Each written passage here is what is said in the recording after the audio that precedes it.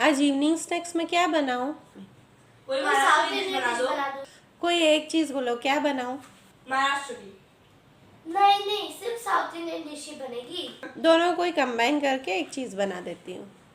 मेरी बेटियों की तो डिमांड भी अलग होती है और चॉइस भी, तो मुझे तो बहुत ही सोच समझकर उनकी डिमांड को पूरा करना पड़ता है। आजकल के बच्चे तो ऐसे ही हैं कि एक की बात मानो तो दूसरा रूठ जाता है। तो यहाँ पे एक ने बोला कि इवनिंग स्नैक्स में महाराष्ट्र का बना दो और दूसरे की डिमांड आई कि साउथ इंडियन खाने की। तो मैं यहाँ पे दोनों को कंबाइन करके ठेचा इडली बनाऊंगी। ठेचा महाराष्ट्र का और इडली साउथ की। तो मैंने 1.5 कप चावल और आधा कप उड़द की दाल को 2 से 3 बार पानी में धोकर उसे 1 घंटे के लिए भिगो कर रख दिया। अब हमें इसकी पेस्ट बना लेनी है और इसे पीसते समय हमने जो भिगोते समय जो पानी डाला था हम वही डालेंगे। और जब भी आप इसको भिगोएं तब उसमें उतना ही पानी डालें जितना कि इसमें बैटर बनाते वक्त इस्तेमाल हो, उसे वेस्ट नहीं करना पड़े।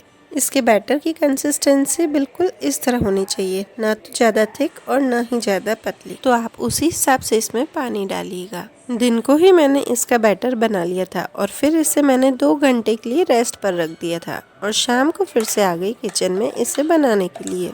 और 2 घंटे में तो इसमें कोई फर्मेंटेशन होगा ही नहीं, पर फिर भी ये इडली जो है वो बहुत ही अच्छे से फूलेगी और स्पॉन्जी भी बनेगी। अगर आपके पास इतना समय भी नहीं हो तो आप इसे आधे से 1 घंटे के लिए भी रेस्ट पर रख सकते हैं, फिर भी ये उतनी ही स्पॉन्जी बनेगी। अब इसमें नमक डालकर इसे एक बार अच्छे से मिक्स कर लेना है। क्योंकि हम बना रहे हैं ठेचा इडली तो अब हमें बनाना है ठेचा। तो ठेचे के लिए सबसे पहले एक पैन में मैंने डाले हैं पीनट्स।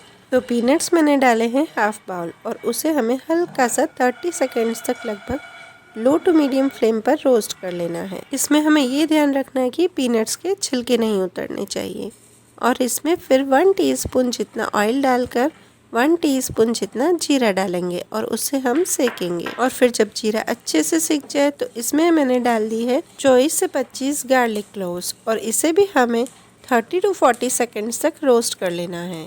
और फिर लास्ट में इसमें ठेचे का जो मेन इंग्रेडिएंट होता है वो डालेंगे, जो कि है तीखी वाली हरी मिर्च, और साथ में ही इसमें नमक ऐड करना है। और इसे भी हम सिर्फ आधे मिनट तक ही रोस्ट करेंगे और थोड़े से हरे धनिया डाल के इसे कर देना है ग्राइंड। और इसे ग्राइंड करते समय इसमें जरा सा भी पानी नहीं जाएगा क्योंकि ये दरदरा ही हमें ग्राइंड करना है। तो जब भी आप इसे ग्राइंड करें तो आप जो छोटा वाला जार होता है उसी में ही ग्राइंड करें ताकि ये अच्छे से ग्राइंड हो जाए। अब इसे इडली के बैटर में डालकर पहले मैंने स्टीमर में पानी बॉईल करने रख दिया है और फिर इसे मिक्स किया है, क्योंकि मैं भूल गई थी कि मुझे पहले स्टीमर रख देना है। और फिर मैंने इडली के मोल्ड को ऑयल से ग्रीस कर लिया है।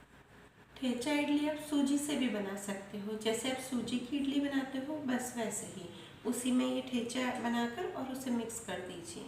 ये अपने आप में ही इतनी चटपटी होती है कि इसमें किसी चटनी सॉस किसी की भी जरूरत नहीं पड़ती। तो यहाँ पे मैंने बैटर के 3/4 पार्ट को अलग कर दिया है और उसमें डाला है 1 सैशे इनो और इसे डालकर हमें जल्दी से मिक्स कर लेना है और मोल्ड में डाल देना है। हमें इनो डालने के बाद बैटर को मोल्ड में डालना और उसके बाद स्टीम करने रखना है। ये थोड़ा सा प्रोसेस हमको फास्ट करना पड़ेगा, इससे जो इडली है वो अच्छे से फूलेगी। और आप यहाँ पे देख रहे होंगे कि ये बैटर थोड़ा सा थिक है, तो हमें इसे ऐसे ही रखना है, इससे इडली ज़्यादा फूलेगी। चलिए अब मैंने यहाँ पे इडली को स्टीम करने रख दिया है। अब जो बाकी का बैटर बचा है उसे भी मैंने एक बाउल में डालकर उसमें डाला है आधा सैशे इनो और उसे भी हम अच्छे से मिक्स कर लेंगे। और जो ये ढोकले की प्लेट है उसे मैंने ग्रीस कर लिया है। क्या आप भी ऐसा ही करते हैं कि जब इडली बना रहे हो जब लास्ट में थोड़ा सा बैटर बच जाए तो उसे आप किसी मोल्ड या फिर किसी थाली में डालकर स्टीम करते हैं ताकि हमारा काम जल्दी से हो जाए। दूसरी तरफ मैंने एक कढ़ाई में पानी डालकर पानी को बॉईल होने के लिए रख दिया था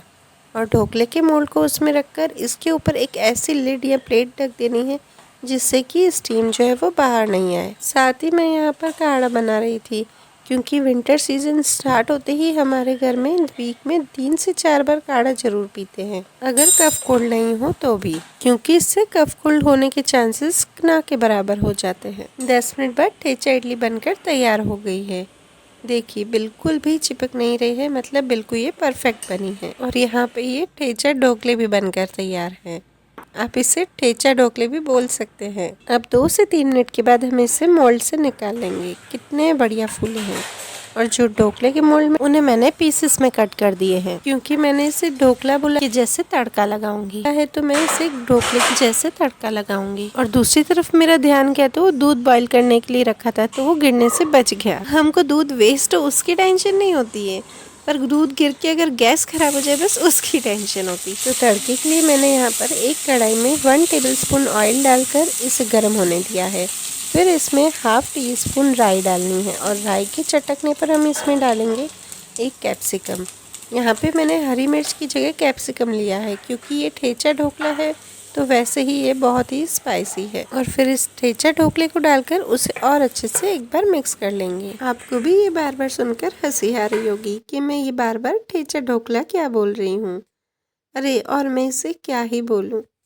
चलिए अब इसे सर्व करते हैं। आपको तो पता ही है कि बच्चों को अगर अच्छे से कोई भी चीज़ हम सर्व करके दें तो वो बहुत ही खुश हो जाते हैं। मेरे बच्चे तो ऐसे ही हैं और मैं सिर्फ उन्हें ठेचा इडली ही दूंगी, ताकि उनको ऐसा न लगे कि मम्मी को बोला था कुछ और मम्मी ने कुछ और बनाकर दे दिया। मतलब कि उन्होंने बोला था साउथ और महाराष्ट्र की डिश, तो मैंने बना दी साउथ और गुजरात की डिश। आपने बोला था कुछ कंबाइंड बनाओगे, लेकिन आपने तो साउथ का बनाया। ये ठेचा इडली इसमें साउथ का भी है और महाराष्ट्र का भी है, दोनों को कंबाइन करके बनाई है ये।